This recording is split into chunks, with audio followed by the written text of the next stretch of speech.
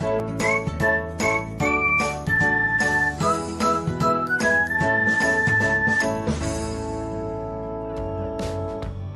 everyone, welcome back to another episode of Technologyglance.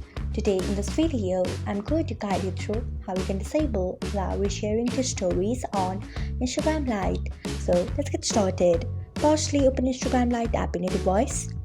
Then tap on your profile icon if you haven't. Next tap on three lines icon. After that, tap on settings.